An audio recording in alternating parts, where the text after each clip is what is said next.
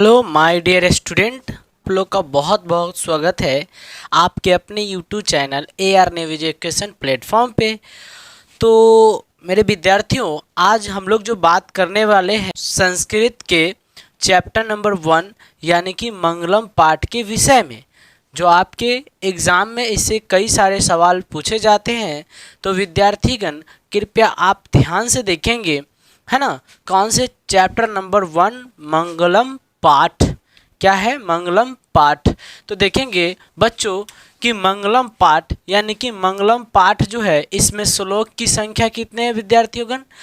5 है। कितने हैं बच्चों? 5 है। यह लिया गया है, कहाँ से लिया गया है? तो उपनिषद से। कहाँ से लिया गया बच्चों? उपनिषद से लिया गया। कहाँ से लिया गया? उपनिषद से लिया गया है। उपनिषद का मतलब क्या होता है? तो जिसमें आत्मा और परमात्मा का वर्णन मिलता है। आत्मा और परमात्मा का वर्णन मिलता है यानी कि उपनिषद में। किसमें? उपनिषद में क्या चीज़ का वर्णन मिलता है? आत्मा और परमात्मा का। देखेंगे फ्रेंड्स, आप प्यूसम का अर्थ क्या होता है? अमृत। प्यूसम का मतलब क्या होता है? अमृत होता है। देखेंगे प्रथमा शब्द है, पुल्लिंग है। क्या है? क्या है बच्चों? पुल्लिंग है। क्यों? क्योंकि देखिए जिस शब्दों के अंत में, शब्दों के अंत में क्या लग जाता है? अंत में विसर्ग लग जाता है, वह पुल्लिंग बन जाता है। क्या बन जाता है? पुल्लिंग बन जाता है। क्लियर है? आगे है कि पाठः। पाठः शब्द क्या है? देखेंगे ये भी शब्द क्या है? पुल्लिंग है। क्यों? देखेंगे जिस शब्दों के अंत में धय प्रत्यय लग जाता है, क्या लग जाता है बच्चों? धय प्रत्यय लग जाता है, वो क्या बन जाता है? तो वो बन जाता है पुल्लिंग बन जाता है। आगे कहता है कि बच्चों ध्यान देंगे आप लोग कि मंगलम शब्द जो है वो क्या है? तो ये नपुंसक लिंग है। कौन है? नपुंसक लिंग। और नपुंसक लिंग क्यों है बच्चों? तो ध्यान देंगे कि जिस शब्दों के अंत में मम यानी कि म हलंत है ना लग जाता है, वह क्या बन जाता है फ्रेंड्स? क्या बन जाता है बच्चों? वो बन जाता है नपुंसक लिंग। क्या बन जाता है? नपुंसक लिंग बन जाता है। फिर है आगे है आपका बच्चों, ध्यान देंगे कि प्रथमा श्लोक लिया गया, यानी कि आपके जो मंगलम पाठ है इसका प्रथम श्लोक कहाँ से लिया गया? तो वो लिया गया है आपका ईशावास्य उपनिषद से लिया गया है। देखेंगे प्रथमा श्लोक क्या दिया है। तो बच्चों प्रथम श्लोक जो है हम लोग देखेंगे दिया है, क्या दिया है बच्चों? दिया है कि हिरण्यमेन पात्रं सतस्य पिहितं मुखम तत्वापुसन पावृणो असत्य धर्माय दिष्टय। कहने का मतलब एक बार फिर से, हिरण्यमेन पात्रं सतस्य पिहितं मुखम तत्वपुसन पावृणो सत्य धर्माय दृष्टये। नहीं तो देखेंगे प्रथम जो श्लोक है इसके माध्यम से क्या कहा गया है? कहा गया है शब्दार्थ में। देखेंगे बच्चों शब्दार्थ में कहा गया है कि सोने के पात्र से, किसके? सोने के पात्र से, है ना, सत्य के मुख ढका है। क्या है फ्रेंड्स? सोने के पात्र से सत्य के मुख ढका है। इस लिए हे सूरज, उस सत्य और धर्म को देखने के लिए, उसकी प्राप्ति के लिए उस पात्र को हटा ले। है ना? कहने का मतलब है लोभ में आके मनुष्य जो है ना, लोभ में आके मनुष्य जो है नहीं पाप पे पाप करते चला जाता है, चोरी करता है, डकैती करता है। क्यों? क्योंकि जो सत्य होता है उनको दिखाई नहीं देता, क्योंकि सत्य का मुख जो होता है सोने के पात्र से ढका होता है। और उस सोने के पात्र को ऊपर देख के ही मनुष्य, लोभी मनुष्य जो है अपने आप को क्या करते हैं? मतलब कैसे असत्य के मार्ग पे चलने लगते हैं। क्लियर है? तो इसीलिए कहता है कि हे सूरज, उस सत्य और धर्म की प्राप्ति के लिए, उसको देखने के लिए उस सोने के पात्र को हटा दे। कोई दिक्कत मेरे बच्चों? अब हम लोग देखेंगे दूसरा श्लोक क्या कहता है। देखेंगे दूसरा श्लोक जो लिया गया है वो कंठो उपनिषद से लिया गया है। कहाँ से लिया गया है? कंठो उपनिषद से लिया गया बच्चों। इसमें बताया क्या गया है? देखेंगे प्रथमा में जो बताया गया था, प्रथम श्लोक में जो है ईशावास्या है, ईशावास्या से लिया गया है। ठीक है? और देखेंगे कि दूसरा श्लोक जो है इसमें बताया गया आत्मा के बारे में। प्रथम में क्या, सत्य और धर्म की प्राप्ति के लिए, यानी सत्य और धर्म की प्राप्ति के लिए सत्य और धर्म के विषय में बताया गया है पहला में, प्रथम श्लोक में। ठीक है, दूसरा कहता है कि कंठोपनिषद से लिया गया और इसमें क्या बताया गया, आत्मा के बारे में। ठीक है मेरे बच्चों, किसके विषय में बताया गया, आप लोग कमेंट करके बताइए, है ना, आत्मा के विषय में। अब देखिए श्लोक 2 जो है वो क्या है, एक बार पढ़ के सुनाते। अनोरनियानम महतो महीयानम आत्मस्य जंतो निहितो गुहायम तम करन्तु पश्यति वित्तशोको धातु प्रसादान महिमागमात्मन।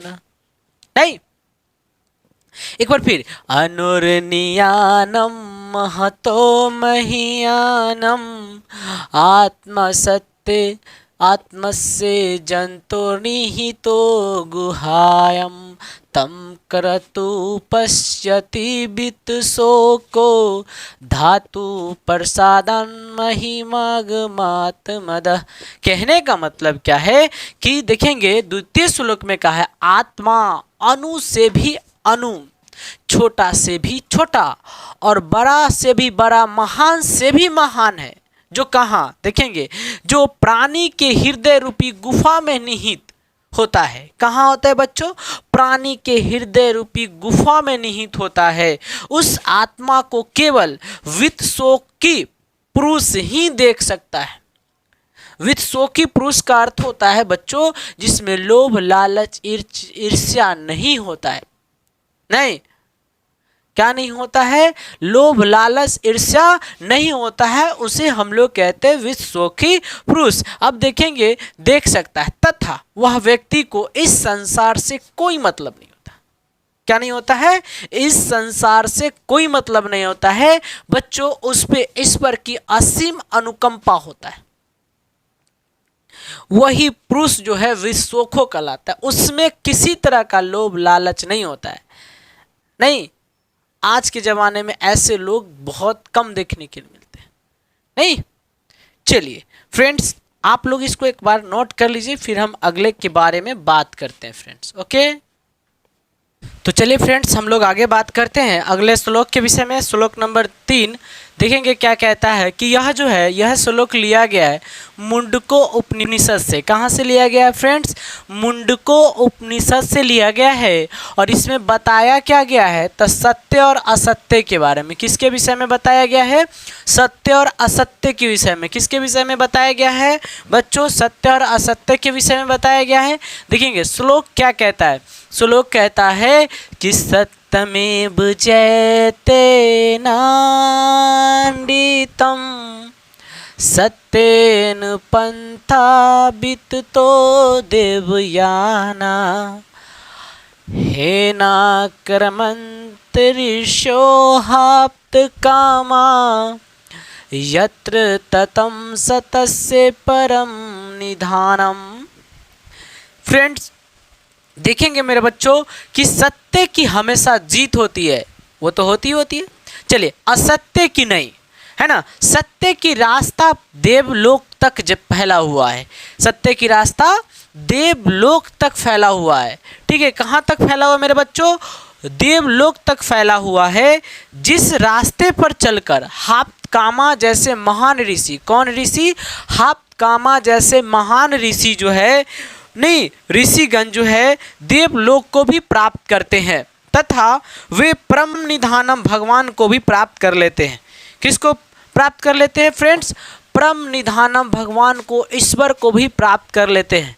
आप जो है ध्यान देंगे, यानी कि हमेशा हमें क्या करना चाहिए, सत्य के मार्ग पर चलते रहना चाहिए। किसके मार्ग पे फ्रेंड चलते रहना चाहिए, सत्य के मार्ग पे चलते रहना चाहिए। क्योंकि हम लोग देख रहे हैं कि हाप्तकामा जैसे ऋषिगण जो है सत्य के मार्ग पे चल के देवता लोग, देवलोक का मतलब जहाँ पे देवता लोग रहते हैं, भगवान लोग रहते हैं, उस देवलोक को भी क्या कर लेते, वो प्राप्त कर लेते। आगे फ्रेंड्स हम लोग जो है अब चौथे श्लोक के विषय में पढ़ेंगे। फ्रेंड्स लिया गया है, वो भी कहाँ से लिया गया है, मुंडको उपनिषद से लिया गया। किस उपनिषद से लिया गया है, मुंडको उपनिषद। और इसमें क्या वर्णन किया गया, किसके विषय में, तब विद्वान लोगों के के बारे में बताया गया है या वर्णन किया गया है कि विद्वान लोग जो है ना क्या करते हैं कि अपने विद्वान यानी कि अपने गुणों से अपने मतलब कि ज्ञानों से जो है ना उस अपने नाम रूप को त्याग कर ईश्वर में विलीन हो जाते हैं।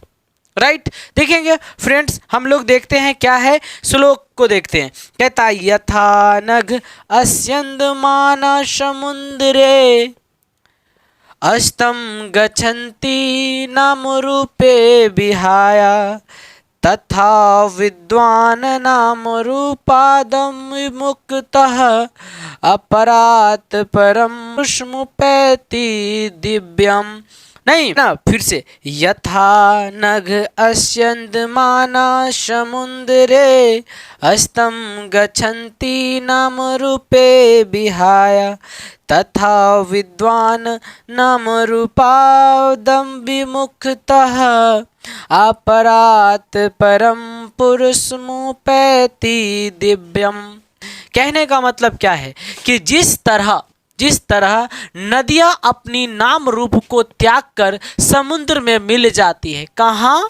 समुद्र में मिल जाती है, तथा वह शांत हो जाती है और अपने को त्याग देती है। उसी प्रकार विद्वान लोग अपने नाम रूप को त्याग कर छोड़कर ईश्वर में मिलकर क्या हो जाते हैं बच्चों मेरे? शांत हो जाते हैं तथा इस संसार को भी भूल जाते हैं। उन्हें संसार नहीं भूलता है, क्योंकि विद्वान लोग को संसार भूल जाए ऐसा तो संभव ही नहीं। उन्हें संसार लोग नहीं भूलते, बल्कि वो भूल जाते, क्योंकि उन्हें इस संसार के मोक्ष माया से कोई मतलब नहीं होता। क्लियर?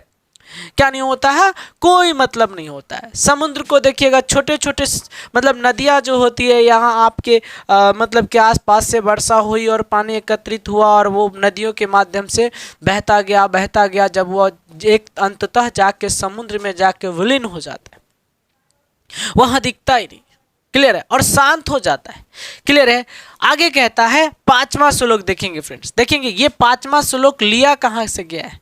तो श्वेताश्वर उपनिषद से लिया गया। ठीक है फ्रेंड्स, और इसमें बताया क्या है, किसके विषय में? तो परम पिता परमेश्वर के विषय में। किसके विषय में? परम पिता परमेश्वर के विषय में बताया गया है फ्रेंड्स। नहीं, क्या बताया गया? तो देखेंगे श्लोक के माध्यम से। कहता वेदाहमेतं पुरुष महांतम आदित्य वर्णम तमसः परष्टतातम तमेव विद्वाति मृत्युमति न्यान्यः पंथा विद्यते शेनायम। कहने का मतलब क्या है कि मुझे ही महान पुरुष परमात्मा मानो, जो प्रकाश के रूप में अंधकार के आगे है।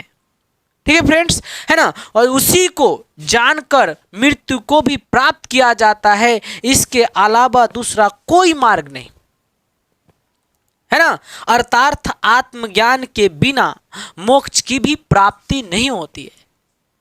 मनुष्य इस संसार के मोक्ष माया के जाल में फंसता है नहीं फ्रेंड्स, और वो चाहता है, ये संसार बहुत खूबसूरत है, ऐसे लोगों का प्राण भी जल्दी नहीं निकलता, उन्हें मोक्ष की प्राप्ति नहीं होता।